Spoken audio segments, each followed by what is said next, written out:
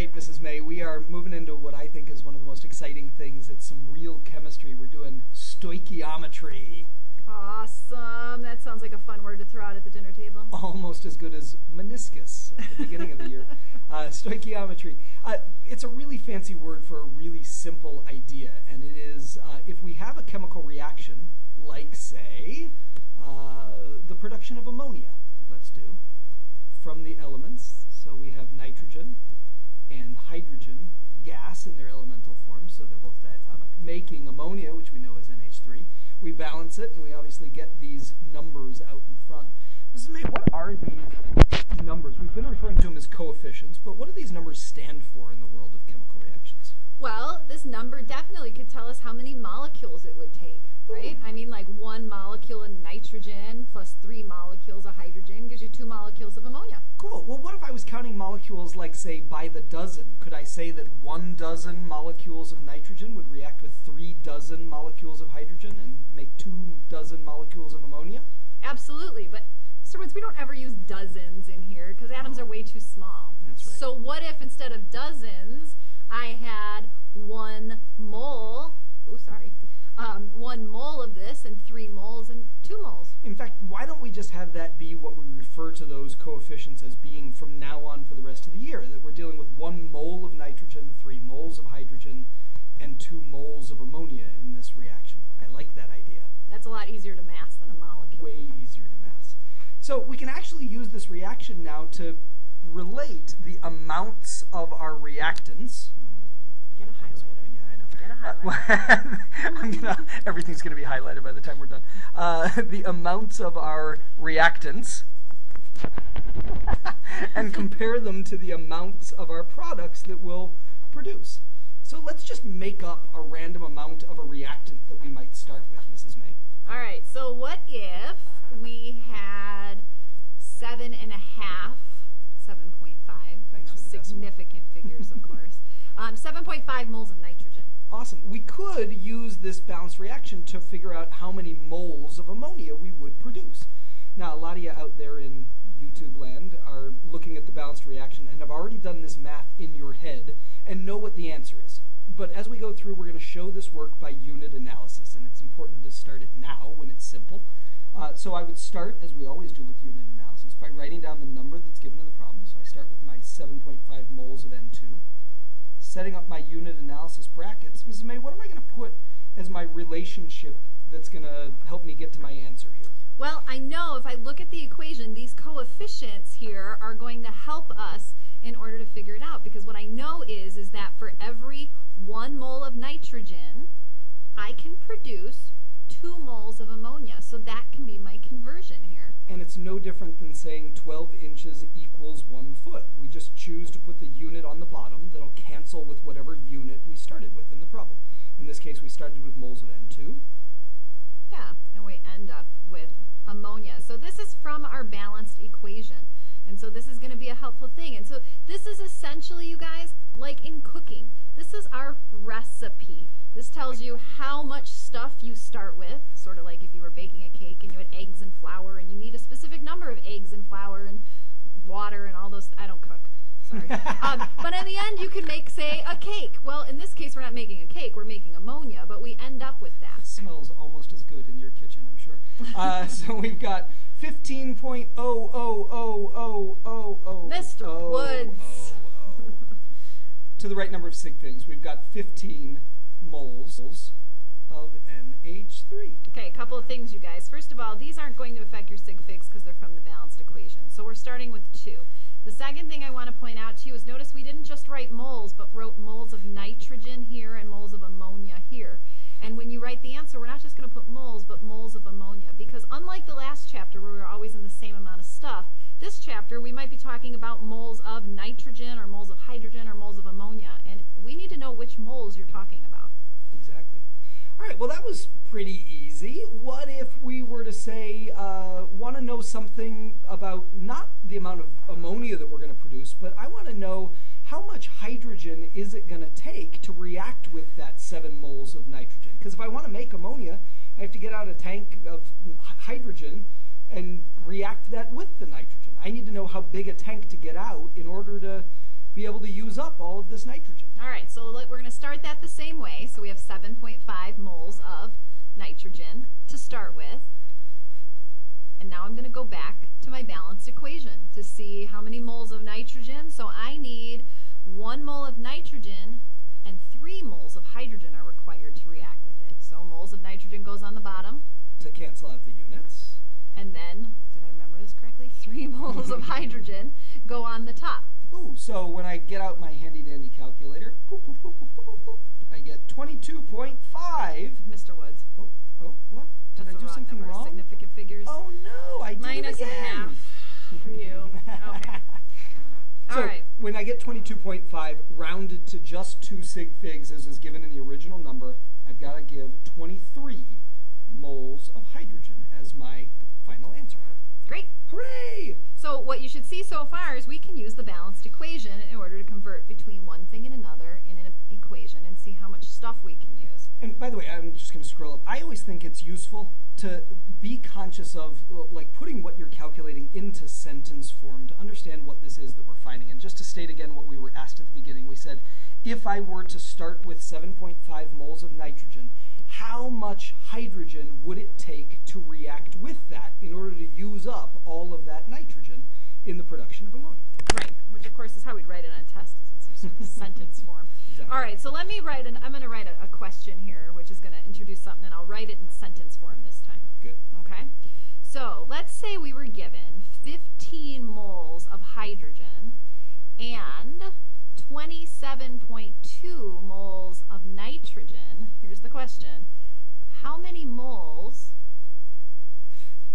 of ammonia could you make? Well, Mrs. May, looking at the problem and looking at what we just did, I don't know exactly what to do right now with both of these amounts of the reactants that you gave me, but I know what to do with one of them. So let's go ahead for now and just say, let's say the only thing that I had been given was the 15 moles of hydrogen. Let's make that 15.0 so we don't forget. Good call. Always look back at the original problem when you round to the final number of sig figs in case you screwed up. So I'm going to go ahead and just say, all right, well, every 3 moles of hydrogen will produce 2 moles of NH3. And I think if my math is right, I'm going to end up getting 10.0 to 3 sig figs. Awesome. Moles of ammonia that this would be able to produce. Now that makes an important assumption when we do that calculation, which is what, Mrs. May? Well, that assumes that you have plenty of hydrogen to react with it. So, nitrogen to react with it. The other one. oh my goodness gracious, yeah. That assumes that, yeah, there's plenty, we have this much hydrogen, but we must have plenty of nitrogen to react with it. Otherwise, we wouldn't be able to make this. Well, but in this particular case, you didn't give us an unlimited supply of nitrogen. You gave us a finite amount. So how do we know that we have enough nitrogen? Well, what we can do is, why don't we do the same calculation with nitrogen? So let's pretend that we had never been given the amount of hydrogen in the beginning and do the same thing that we just did with the starting amount of 27.2 moles of nitrogen. All right, so I've got 27.2 moles of nitrogen. This time, I'm going to take my moles of nitrogen and convert it into moles of ammonia. Once again, this comes from the balanced equation. So there's 2 moles of ammonia and 2 moles. No, not 2 moles. See, I don't have the balanced equation Right on here anymore, so I'm going to rewrite it over here so I can see it, so I don't have to go by memory. By the way, always write a balanced equation. Yeah, you guys, if you don't balance your equation, all of these will look like ones, and you might be right, but probably you'll be wrong. So if I do 27.2 times 2, I get 54.4 moles of ammonia, which looks like I win. I make more ammonia. Except we have a problem. After I've made my 10 moles of ammonia here, what's happened inside of my beaker? Well, I've used up all 15 moles of the hydrogen that I was given in the first place. So can you go on and make another, gosh, it looks like another 44.4 moles of ammonia after we run out of my 15 moles of hydrogen? No, I guess we wouldn't have anything left to react it with. Awesome. So anytime we're doing one of these problems where we're given amounts of both of the reactants, we treat them each separately. We do 2 separate problems where you figure out the amount of the product that you're going to produce. You're going to get 2 separate answers, and you always go with, Mrs. May, the smaller one. I'm just writing down our little what we were doing here. We converted these both to product, but this is the amount we can actually make. So this is the answer to our question. You got it. Which starts to lend us to some vocabulary terms. We've got a vocabulary term of limiting reactant and excess reactant. I'm going to circle the hydrogen here. Hydrogen's the stuff that basically, when we make all of this product, we run out of it. So the one that runs out first is ultimately the one that limits the production of your NH3 in this case. Well, that stuff that runs out first is called the limiting reactant. Right. Well, the stuff that didn't run out, we have extra of at the end, as a matter of fact. And so we refer to that stuff as the excess reactant. Now, those of you guys that are good problem solvers are already starting to ask yourself a question. Well, gosh, if we didn't use all of the N2, if there's some of it that's left over, look, I'm pausing, giving you an opportunity to reflect on what question we might ask.